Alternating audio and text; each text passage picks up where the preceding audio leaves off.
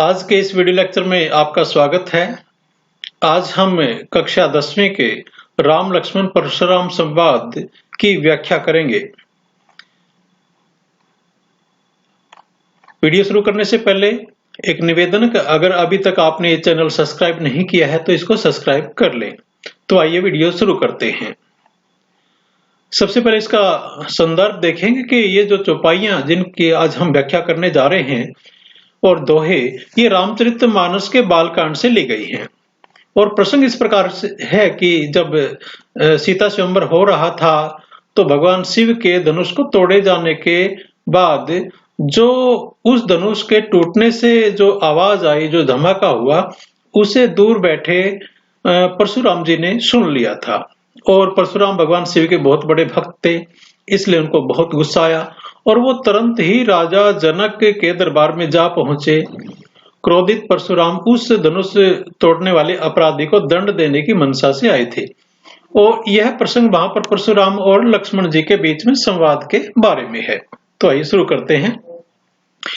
नाथ संबोधन वंजन हारा होई केउ एक दास तुम्हारा, आयुष कहाँ कही किन मोही, सुनि रिसाई बोले को ही, सेवक सो जो करे सेवकाई, अर्कन करे करी लड़ाई।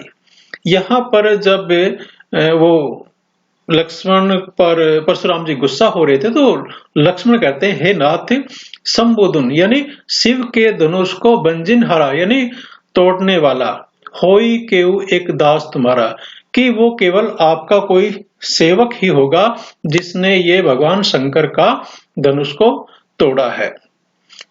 आयुष कहाँ कही किन मोही, और आप यहाँ पर किस लिए आए हो।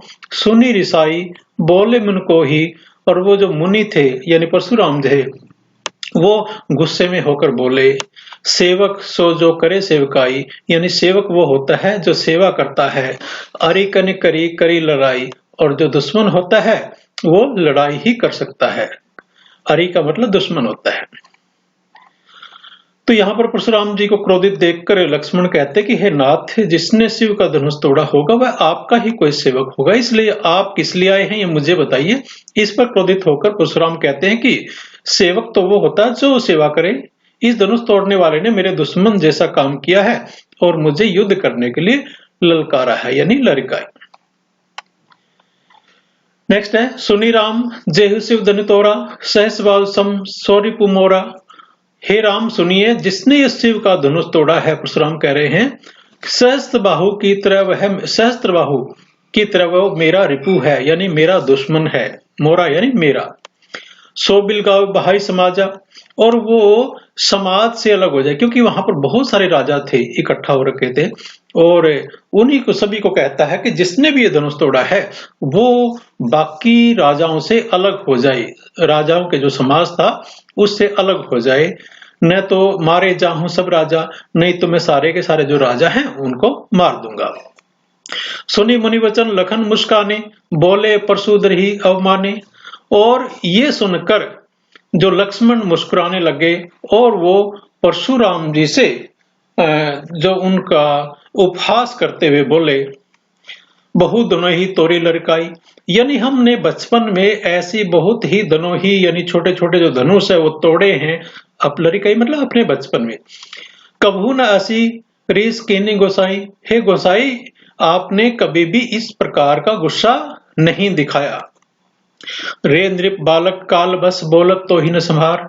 और परशुराम जी पर गुस्सा होकर कहते हैं, हे नृप बालक, हे राजा पुत्र, तुम कालवश हो यानी तुम्हारी मृत्यु के वश में हो, इसलिए तुम बोलने यानी तुम्हारी जो जुबान है वो संभाल नहीं पा रहे हो तुम, यानी तुम्हारे शब्दों पर तुम्हारा नियंत्रण नहीं है। धनुष सम त्रिपुरारी धनु विदित सकल संसार, और तुम जो त्रिपुरारी यानी तीनों लोगों के जो स्वामी भगवान शिव हैं उनके धनुष के बराबर एक छोटी सी धनु ही की तुम तुलना कर रहे हो, जिसके बारे में पूरा संसार जानता है। विदित सकल संसार यानी जिस भगवान शिव के धनुष के बारे में सारा संसार जानता है, उसके बारे की उनकी तुलना तुम छोटी सी धनु ही से कर रहे हो।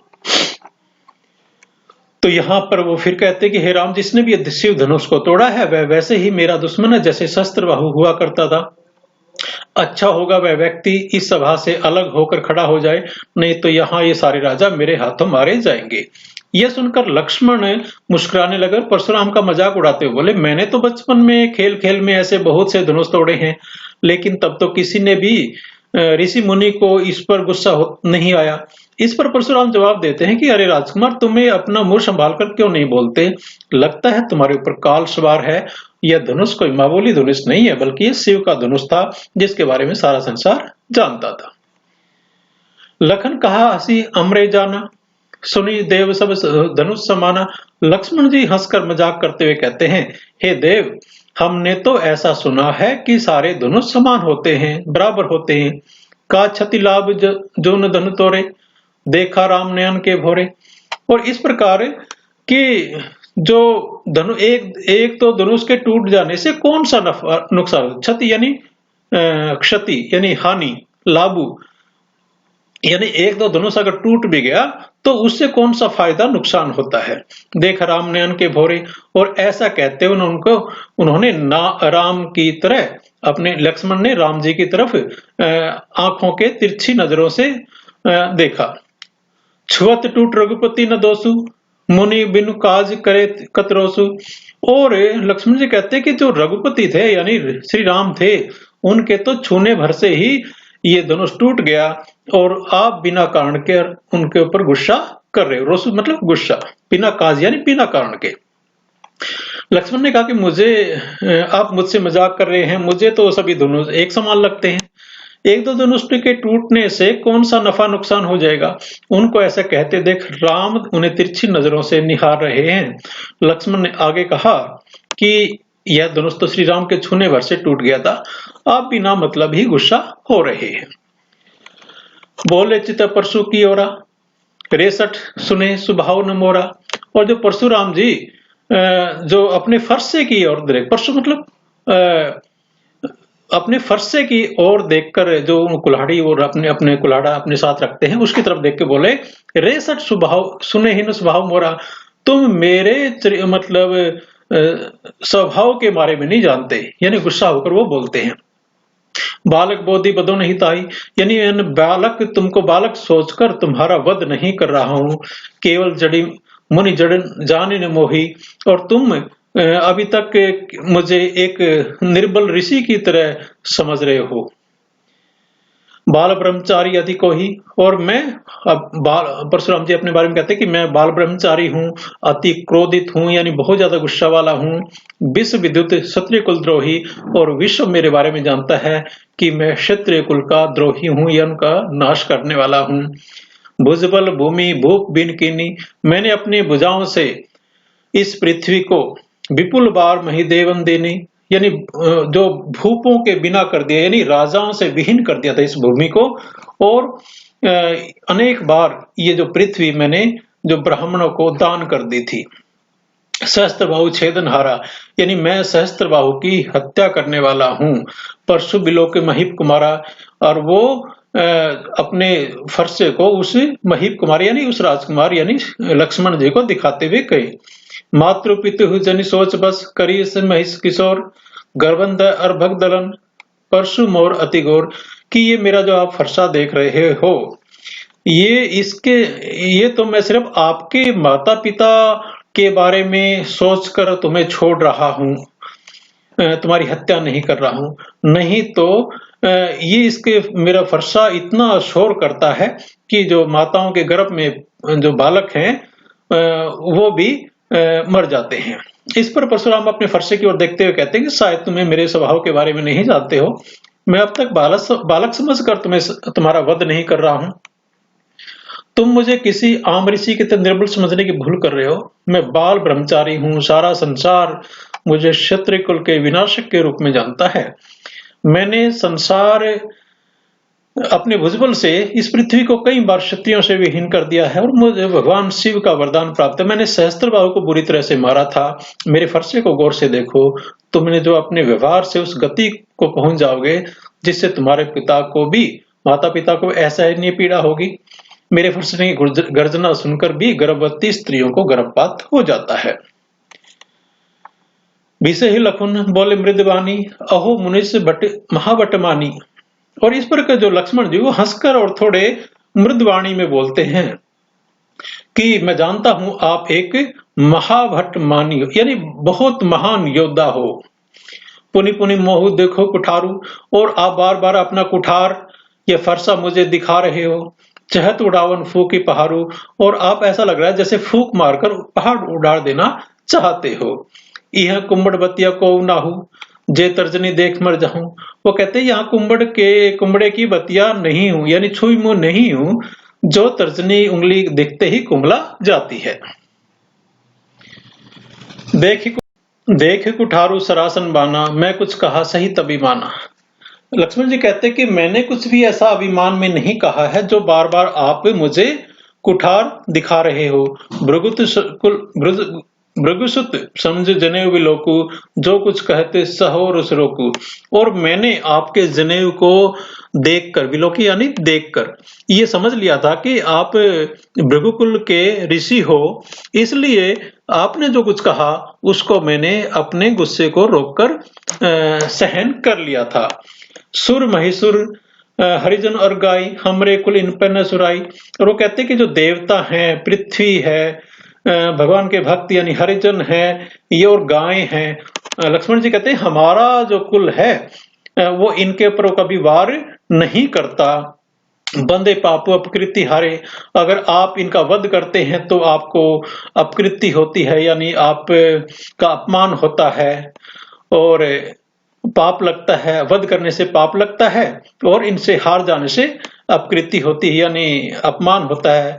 भारत पे पैर तुम्हारे, कोटि कलुष सम वचन तुम्हारा, और तुम्हारा जो है वचन यानी तुम्हारी जो जुबान है वो सैकड़ों काल के समान है। व्यर्थ द्रोहु धनुतन बाण कुठारा, और आपने तो धनुष बाण और कुठार का व्यर्थ में ही धारण किया है। सो बिलोक अनुचित कहु क्षमा हो महामुनि धीर, सुनी सरोस भृगुकुल सुमनी बोले दीरा गंभीर। और तब तक जो उनके गुरु थे लक्ष्मण जी के, विश्वामित्र जी, वो बोले कि अगर इस बालक ने कुछ भी, हे महामुनि धीर, अगर इस बालक ने कुछ भी गलत कहा है तो आप उसे क्षमा कर दीजिए। तो यहाँ पर लक्ष्मण जी कहते हैं मैंने तो कोई भी ऐसी बात नहीं की जिससे अपमान दिखता हो, फिर भी आप बिना बात के कुलाड़ी की तरह अपनी जुबान चला रहे हैं। आपके जनेऊ को देखकर लगता है कि आप एक ब्राह्मण हैं, इसलिए मैंने अपने गुस्से पर काबू किया हुआ है। हमारे कुल की परंपरा है कि हम देवता, पृथ्वी, हरिजन, गाय पर वार नहीं करते। इनके वध करके हम व्यर्थ ही पाप के भागी नहीं बनना चाहते। आपके वचन ही इतने कड़वे हैं और आप व्यर्थ ही धनुष बाण और कुल्हाड़ी को उठाया हुआ है। इस पर विश्वामित्र कहते हैं कि हे मुनिवर, यदि इस बालक ने कुछ भी अनाप शनाप बोल दिया तो कृपा करके इसे क्षमा कर दीजिए। कौशिक सुनहु मंद यह बालकु, कोटिक काल बस निज कुल घालकु। बानु बस राकेश कलंकु, निपट निरंकुश अबुद असंकु। कहते कि हे कौशिक, कौशिक यानी विश्वामित्र जी को कहते हैं परशुराम जी, हे विश्वामित्र सुनो, ये जो बालक है वो कुटिल है और मंदबुद्धि है और अपने कुल का नाश करने वाला है। भानु बस राकेश कलंकु, और ये भानु यानी सूर्य वंश के जो वो है ये, और सूर्यवंश होने पर भी ये चंद्रमा का कलंक है।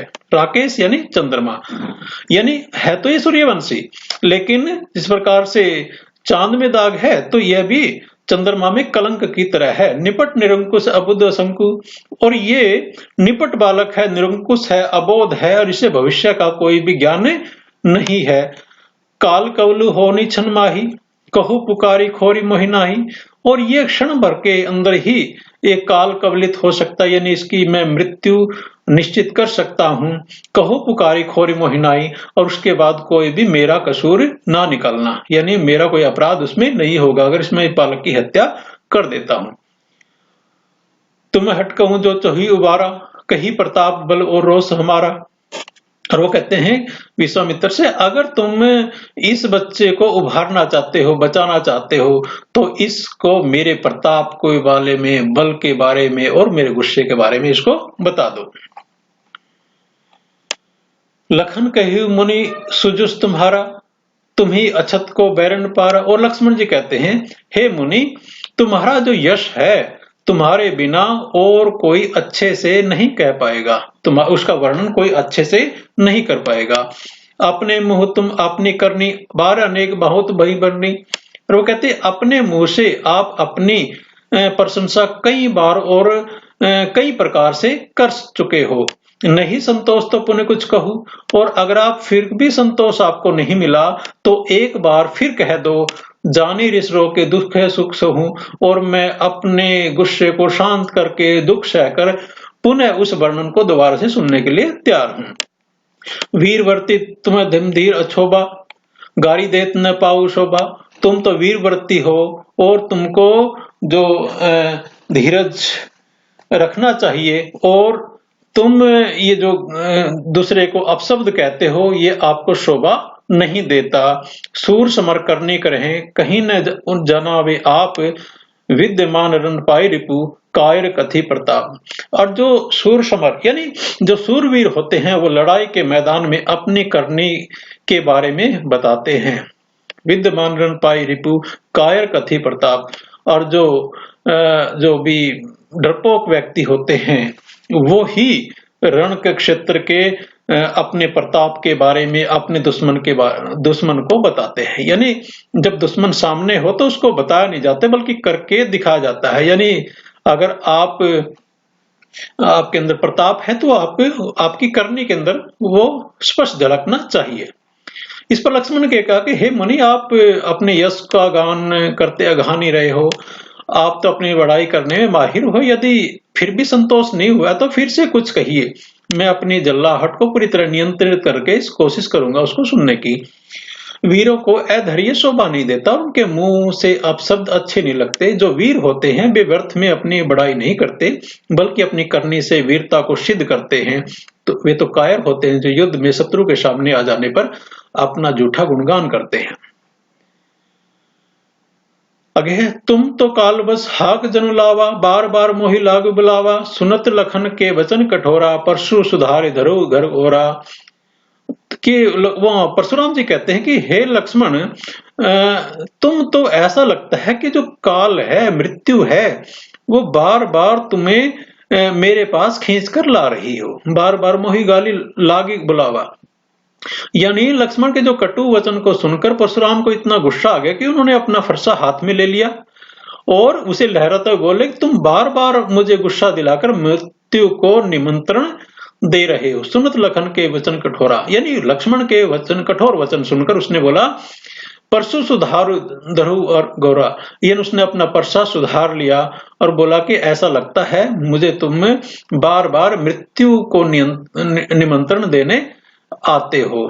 अब जान के दोष मोहि लागू, कटुवादी बालक बद जोगू। और अगर वो कहते हैं कि ये कटुवादी यानी कड़वे वचन बोलने वाला जो बालक है वो वध के यही योग्य है और इसमें मेरा कोई भी दोष नहीं है। अब जानी दे दोष मोहि लागू, मतलब अब चाहे मुझे दोष लगे ना लगे, लेकिन ये जो भी कड़वे वचन बोलने वाला बालक यानी लक्ष्मण है वो वध के योग्य है। बाल बिलो की बहुत में बाचा, अब ये उम्र ही नार भाषाचा। कि मैंने बालक समझकर बहुत सोच समझकर इसको छोड़ रहा था, लेकिन अब ऐसा लगता है मरनिहार, यानी अभी इसे मरने वाला ही है, यानी इसकी मृत्यु निकट ही है। कौशिक कहा क्षमी अपराधु, बाल दोष नहीं गुण न साधु। खर कुठार में अकुरण तो ही, आगे अपराधी गुरुद्रोही। उत्तर दैते छोड़ बिन मारे, केवल कौशिक शील तुम्हारे। कौशिक कहा क्षमा अपराधु, और कौशिक यानी विश्वामित्र जी कहते हैं, हे जो विश्वामित्र ने कहा कि हे मुनिवर, जो साधु लोग हैं वो बालकों के, परशुराम जी को कहते हैं कि वो बालकों के जो गुण दोष हैं यानी बचपन के जो गुण दोष हैं उन पर ध्यान नहीं देते, इसलिए इसके जो अपराध को क्षमा कर दीजिए। खर कुठार में अक्रुण को ही, आगे अपराधी गुरुद्रोही। और कहते कि ये तो जो अपराधी भी है और गुरुद्रोही भी है। इसलिए परशुराम ने जवाब दिया, यदि सामने अपराधी हो तो खर और कुल्हाड़ी में जरा सी भी करुणा नहीं होती। लेकिन विश्वामित्र, मैं आपके शील के कारण इसके बिना मारे छोड़ रहा हूं। केवल कौशिक शील तुम्हारे, यानी मैं सिर्फ आपके कारण इसको छोड़ रहा हूं। उत्तर देते छोड़ बिन मारे, मैं इसको बिना मारे छोड़ रहा हूं। न तो यही काटी कुठार कठोरे, गुर ही उरिन हो तो श्रम थोरे। नहीं तो मैं अपने कुठार से इसको यहीं पर काट सकता हूं, यानी इसको मृत्यु कर सकता हूं, और अपने गुरु के ऋण से उऋण हो सकता हूं केवल थोड़े से ही श्रम में। गादि सुनो यह हृदय हसी मुनि ही, हरि हरे सूझ अम्य खान उख में उजन बूझ अबूझ। और वो कहते हैं, लक्ष्मण जी कहते हैं कि जो सावन में जो है वो हरा ही हरा, ऐसा सुनकर विश्वामित्र मन ही मन हंसे और सोच रहे थे कि इस मुनि को सब कुछ मजाक लग रहा है। यह बालक फौलाद का बना हुआ है और ये किसी अबोध की तरह इसे गन्ने का बना हुआ समझ रहा है। उख में उज अखन उज अबूझ, भाई ये खान का नहीं है, ये तो एक लोहे का बना हुआ है। ये मतलब ईख नहीं है, लोहे का बना हुआ है। और जो परशुराम जी के बारे में वो कहते हैं विश्वामित्र कि इस जो मुनि को इसकी सच्चाई नहीं पता है। वो कहते हैं, मुझे बिना परिश्रम के ही अपने गुरु को कर्ज को चुकाने का मौका मिल जाएगा। ऐसा सुनकर विश्वामित्र मन ही मन हंसे और सोच रहे थे कि इस मुनि को सब कुछ मजाक लग रहा है। यह बालक फौलाद का बना हुआ है और ये किसी अबोध की तरह इसे गन्ने का बना हुआ समझ रहे हैं। कही लखन मुनिशील तुम्हारा, नो को नहीं जानत विधि संसारा। माता पिता उऋण भय के, गुरु ऋण रहा सोच बड़नी के। जो जनु हमरे माथे काटा, दिन चली गए ब्याज बाड़ा। अब जानिए व्यवहारिया बोली, तुरंत देव में थैली खोली। और यहाँ पर लक्ष्मण जी कहते हैं कि हे मुनि, आपके पराक्रम और शील के बारे में कौन नहीं जानता। कही लखन मनुशील तुम्हारा, यानी तुम्हारा स्वभाव, तुम्हारा जो पराक्रम है उसके बारे में कौन नहीं जानता। माता पिता ऋण बहनी के, आपने माता पिता के तो ऋण को उतार दिया है। गुरु ऋण रहा सोच बढ़ने के, लेकिन आपका जो गुरु ऋण है वो बढ़ता जा रहा है और उसकी आपको बड़ी चिंता है।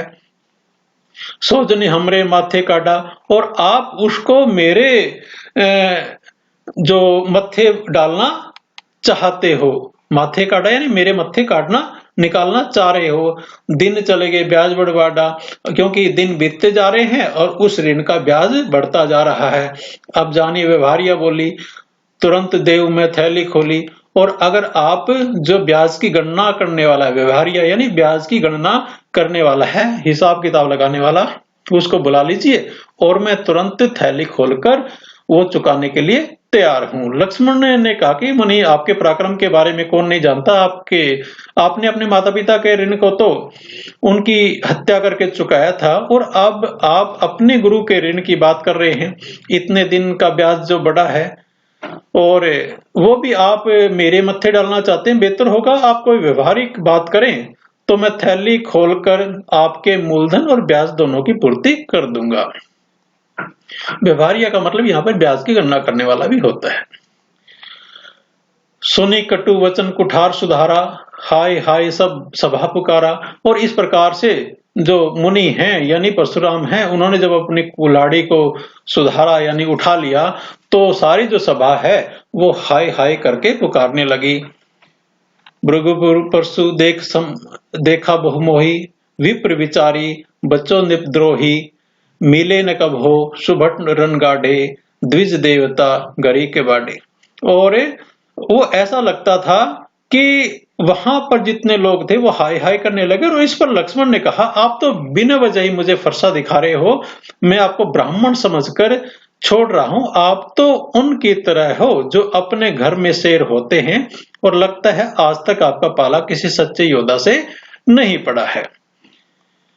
मिलो न कभी सुभट रणगाड़े, यानी कोई भी अच्छा जो वीर है वो आपको नहीं मिला है। द्विज देवता घरी के बाड़े, यानी तुम घर में ही अपने बहुत ज्यादा बलशाली बने बैठे हो। अनुज कह सब लोग पुकारे, रघुपति सैनी लखन निवारे। और इस प्रकार के जो अनुचित कहा जा रहा था, यानी लगता है ऐसा देखकर राम ने लक्ष्मण को बड़े स्नेह से देखा और उन्हें शांत करने का इशारा किया। जो लक्ष्मण जो गुस्सा हो रहे थे उसको शांत करने का इशारा किया। जब राम ने देखा कि लक्ष्मण के व्यंग से परशुराम का गुस्सा अत्यधिक बढ़ चुका था, तो उन्होंने इस आग को शांत करने के लिए जल जैसे ठंडी वाणी निकाली। बढ़त देखी जल सम, वचन बोले रघुकुल बानु। यानी जो भगवान श्री राम हैं, उन्होंने जो परशुराम जी के गुस्से को शांत करने के लिए अपने मृद वचनों से उनके साथ बातें की। तो ये एक पाठ था आपका 10वीं कक्षा का, आपको समझ में आया होगा। धन्यवाद। जय हिंद, जय भारत।